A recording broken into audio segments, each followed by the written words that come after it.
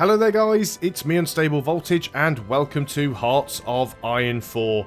From this video I'm going to be starting a completely brand new campaign. I've played through the tutorial a couple of times now and I think I have a fair idea of the way the game's mechanics are supposed to work. I've also read through the material provided to me by Paradox.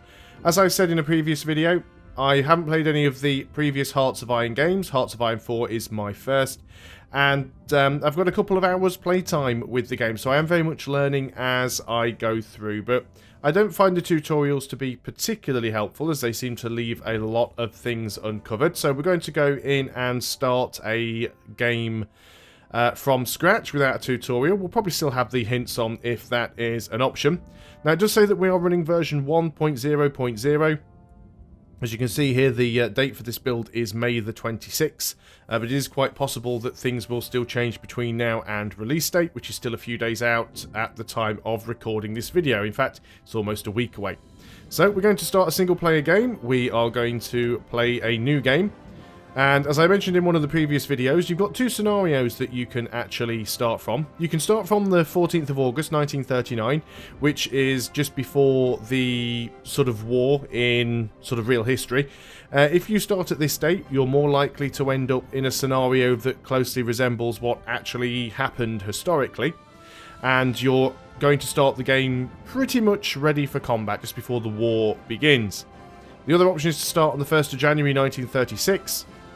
Which gives you several years to prepare for a war, but because this actually starts several years before the war, there's a very real chance that it won't play out the same way that it did in history. You might find that some nations join a different side, you might find that some nations just don't get involved. Can't guarantee which way things are going to go, but I think that's probably going to be the most fun. Plus it will give me the opportunity to try and build up my infrastructure. So we're going to be selecting the 1st of January 1936. We have a list of different nations that we can choose from. We can play other countries as well.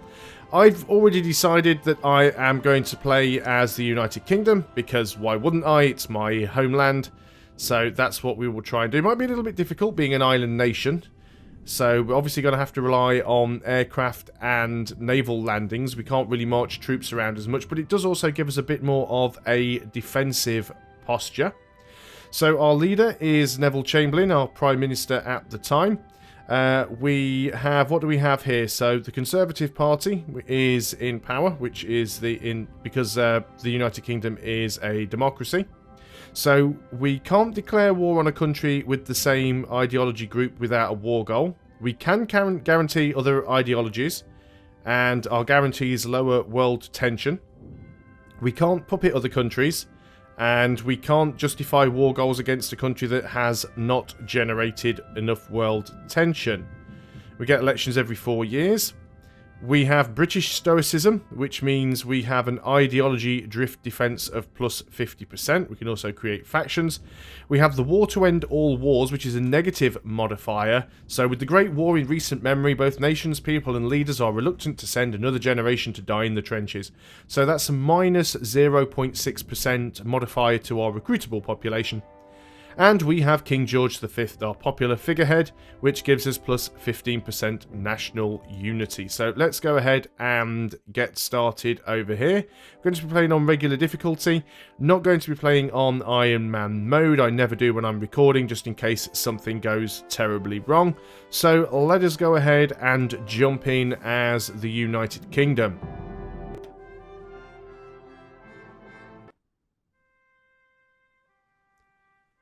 So here we are as the United Kingdom. We control all of the British mainland, plus Northern Ireland, and we also control the Shetland Islands as well. The Faroe Islands are controlled by Denmark. So what do we start with? We can go ahead and have a look at our army. We have 36 divisions. So we do have a little bit of an army around. We've also got things like the West African Force. If we zoom out, you'll see that as England or as the United Kingdom, we do control a fair portion of Africa as well. And we also control British Raj, or British Raj, whichever way you want to pronounce it. So we do, these guys I think are just a vassal though. But this stuff all belongs to us in Africa. So we've got a lot of land. We've got a lot of territory. But altogether, we find that we have ourselves 36 divisions of soldiers. So that's 32 infantry. We've got 3 cavalry divisions, and we have a light tank division. Go ahead and have a look at our navy. We've got 22 fleets. Fleets are actually got quite a lot of stuff. We've got 4 carriers, 12 battleships, 3 battle cruisers, 16 heavy cruisers, 30 light cruisers, 128 destroyers, and 42 submarines. Okay. And then what about our air force? We have ourselves 26 air wings, comprised of 304, I think they are fighters. 304 fighters. Another 600, no, they're bombers. 304 bombers, 666 fighters, 126 naval bombers, 240 tactical bombers. So we've got a decent air force there, as you would expect Britain to have. Now, we do have relatively low manpower. It is very, very small. Our free manpower is only 28k. We're already using 250 for our army and 166 for our navy. Hopefully that will go up as time goes on. And factories, we have 14 military factories, we have 19 naval dockyards, and 34 civilian factories. So let's start working through some of our alerts here. Let's go ahead. We have 4 research slots available. I think one that always makes sense to try and grab is... oh, we already have this one. So we actually, unlike Italy, we actually start with the electronic mechanical engineering, which gives us some reduced research time. We also have an increased reinforce rate, and radio detection allows us to build radar stations. So we could go for mechanical computing, which would knock another 3% off research time. Definitely think that one is worth doing. Now let's have a look and see what we could get in terms of our infantry. We don't have support weapons yet, and I think we should really get those. So if we take that, it will give us some extra defense and breakthrough on pretty much all of our unit types. So let's go and get that queued up. Do we want special forces? I think getting Marines might be useful for us, especially, well, Marines and paratroopers. I think we really need to get both of those. Before we do, though, let's just have a quick look at our industry, because obviously we're not at war yet. So being able to get a better production efficiency is going to be really useful for us. I think we should go and queue that up, and possibly also improve construction speed. Let's go and get that queued up.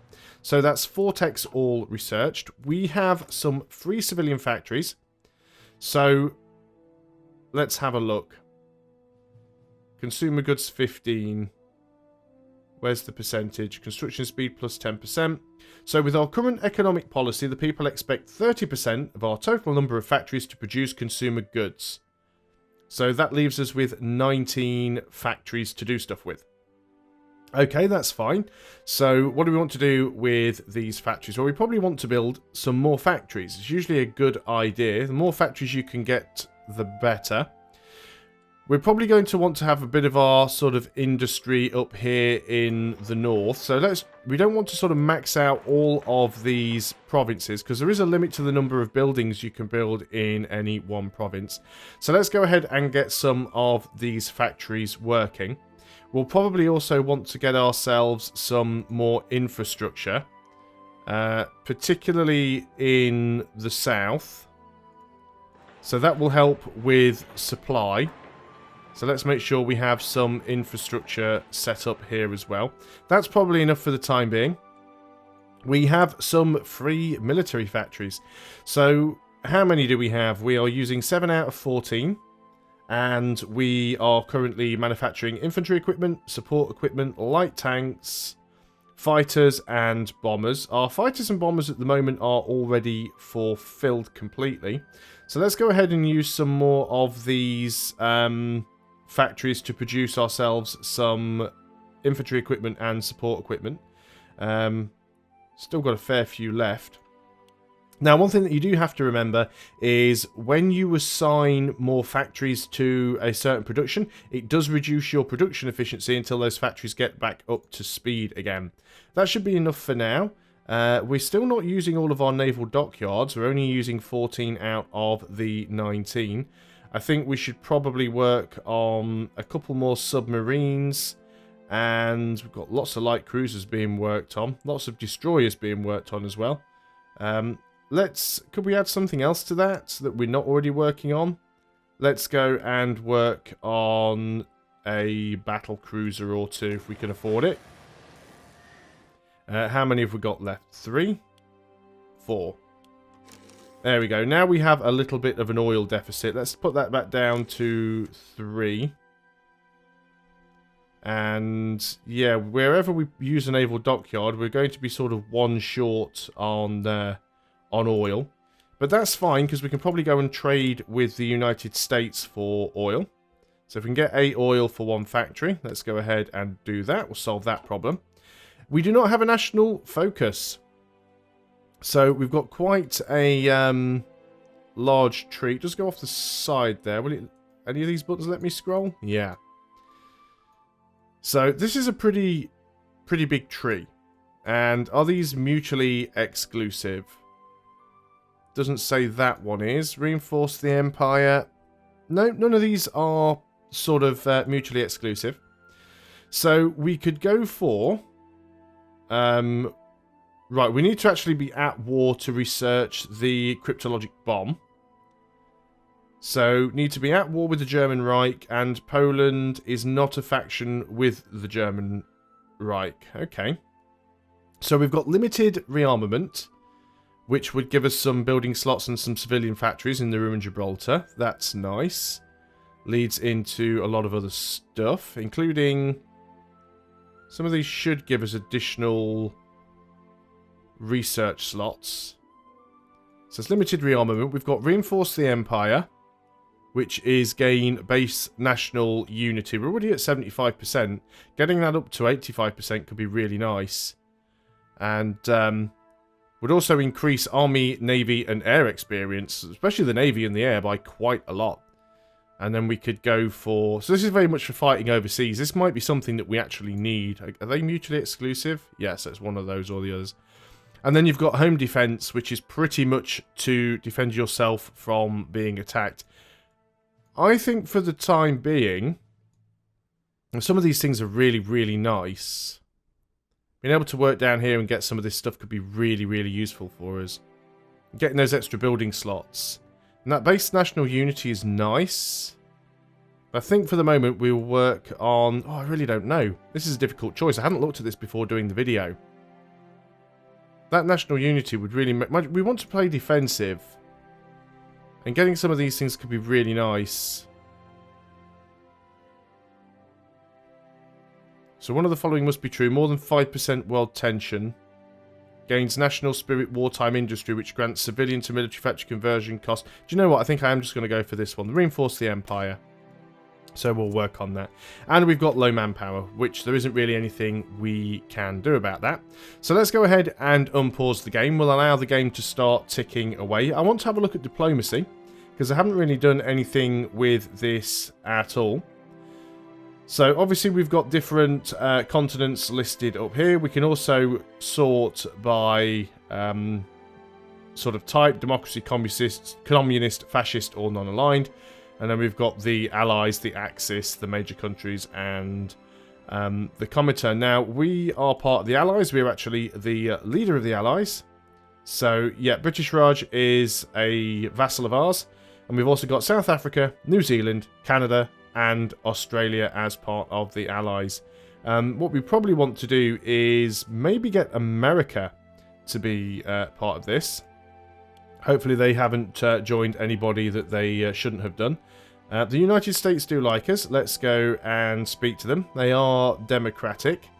So what do we do with these guys? What's your opinion of us? It's there somewhere, isn't it? Plus 20, plus 20.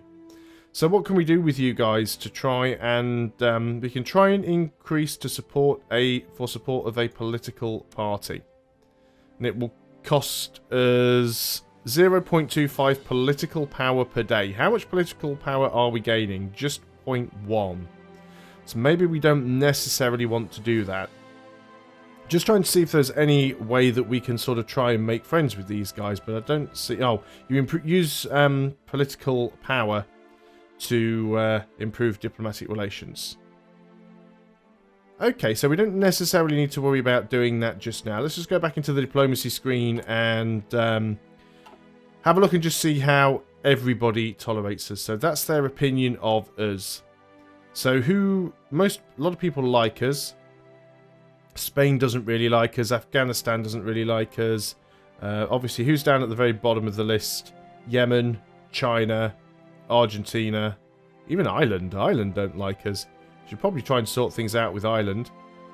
And who do we like? We like Australia. We like everybody. We don't like Argentina. So what we also want to continue to do is build up buildings on our southeast coast. Because if we do get attacked by Germany, it's most likely going to be via sea and air. So we probably want to have naval bases. You can build, if you go into provinces, so there's a lot of locked slots here. So we do have some anti-air down here in the south. So what we're looking at now, we're looking at Sussex. So Sussex does have some anti-air. We've got some radar detection. Got the maximum number of air bases that we can have. What are these slots for? No idea what they are. No resistance, population. Click to drop a nuclear bomb. No, I don't think we'll be doing that. Yeah, so we have got more buildings that we can build around here. But yeah, having anti-air down on the coast is probably a very good thing. So let's go ahead and probably queue up some anti-air. Where's the anti-air? So we probably want anti-air down here. And we'll probably want anti-air in East Anglia. Don't have anti-air in any of these provinces, but we're definitely going to want anti-air at least on this side of things. So that's going to queue those up. It will take quite a while because we have to wait for our factories to finish these. You can only have a maximum of 15 civilian factories working on a building at any one time. And because we've got 21 factories available, the additional 6 are spilling over and starting to work on the next building. So let me just get this correct. So all of these slots are statewide. Yeah, these are statewide slots.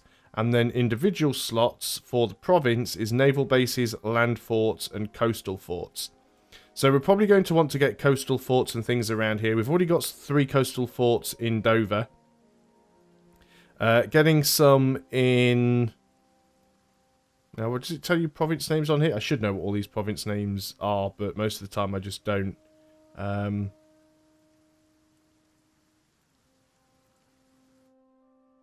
This is not all just giving province names to all of these. Location in Sussex.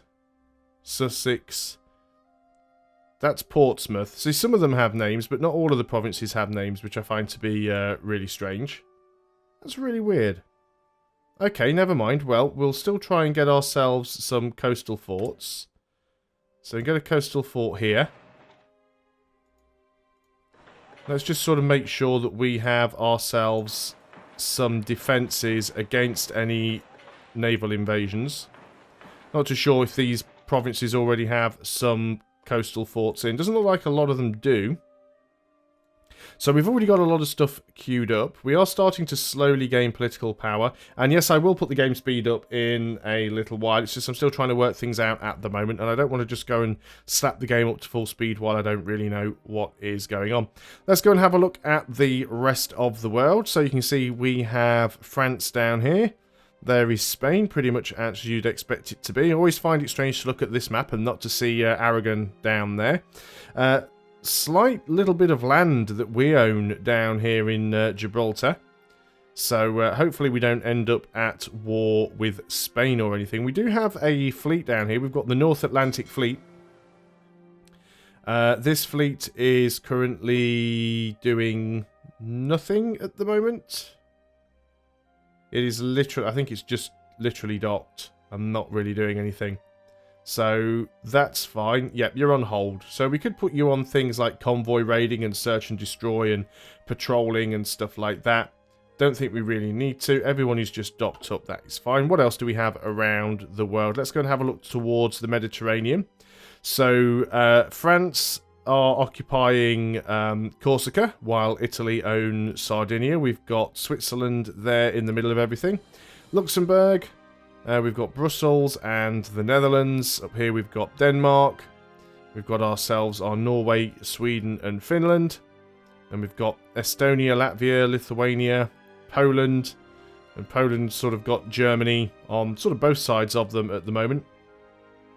Obviously, we can't see what's going on over here. We don't know whether or not Germany has any troops on the border. It's a little bit early for that at the moment.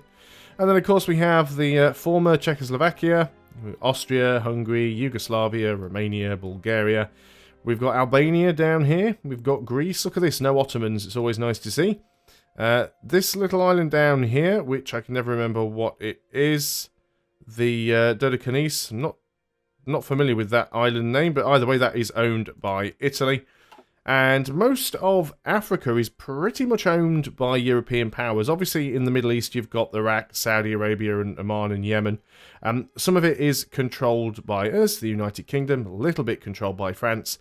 Once you get down here into Africa, most of this is controlled by France, Portugal, Belgium, Italy, and ourselves. There is Ethiopia. Ethiopia do start at war with Italy, and we learn that from the tutorial campaign, so it's probably a good chance that Ethiopia will fall and get full annexed by Italy. A little tiny province down here, Equatorial Guinea, owned by Spain. We own a few little chunks around here as well. We've also got Liberia. So yeah, there's Africa's definitely divided up between several nations. And there's South Africa, of course, France controlling Madagascar. I don't think we need to worry too much about what is going on over in the east. Obviously, we've got the Soviet Union, absolutely massive, a little bit worrying there.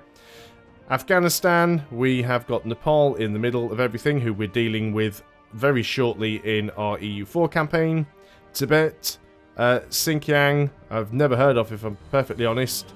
What's that one? Tanutuva, never heard of them either. Mongolia. And obviously we've got a lot of sort of the word has gone, the Siberian territories here. Down into China. Japan is absolutely colossal here and is controlling all of Korea. Then the Philippines, down into the sort of Spice Islands. We've got the United Kingdom and the Netherlands controlling what I think is, no, this is New Guinea here, isn't it? Yeah, Papua New Guinea. And then Australia is controlled by Australia. The only place we haven't checked out at the moment is the Americas. Obviously, you've got Canada up there, with a little bit of the United Kingdom colonising that sort of corner of things. Denmark are controlling Greenland, as well as Iceland. We've got the United States, we've got Mexico, and then we've got Cuba. Pretty much everything you'd expect. Honduras, Nicaragua, Venezuela, Colombia, Ecuador, Peru, Bolivia, Paraguay, Argentina, Uruguay, Chile, yeah. Everything is where it's supposed to be as far as my geography goes, which we all know is pretty bad.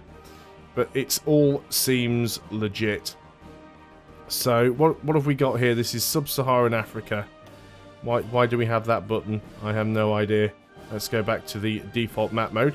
Let's go and have a look and see what resources we have, if we have any at all.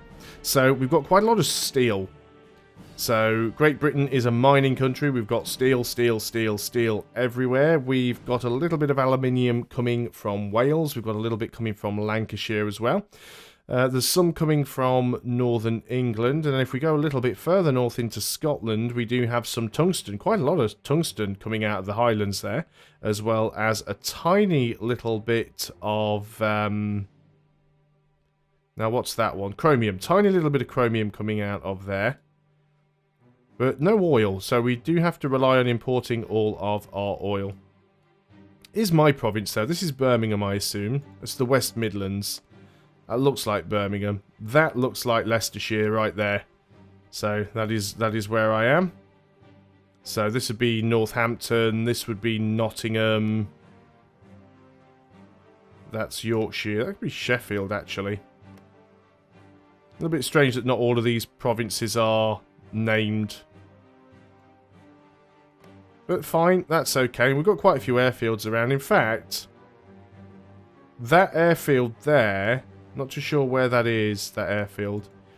Because there is an airfield in a place called Bruntingthorpe, which is in the south of Leicestershire. I know quite well. It's quite close to me. And that should be, if that was legit, it should be more down there. But Great Britain has a lot of airfields, a lot of air bases. It really, really does. But I think that's a good start. We've got to the point now. I'm not sure why these pop-ups keep appearing. Do I need that open? Not too sure why you keep appearing there. But we need to start building some armies up next, and we'll start doing that in the next video. So I'm going to pause things there. So thanks a lot for watching, guys. I hope you're going to enjoy this Hearts of Iron 4 series. Please do bear with me. Like I said, I am new to the game, and I am learning as I go along. But I hope you guys enjoy the journey with me. So I'll see you on the next video, and until then, goodbye for now.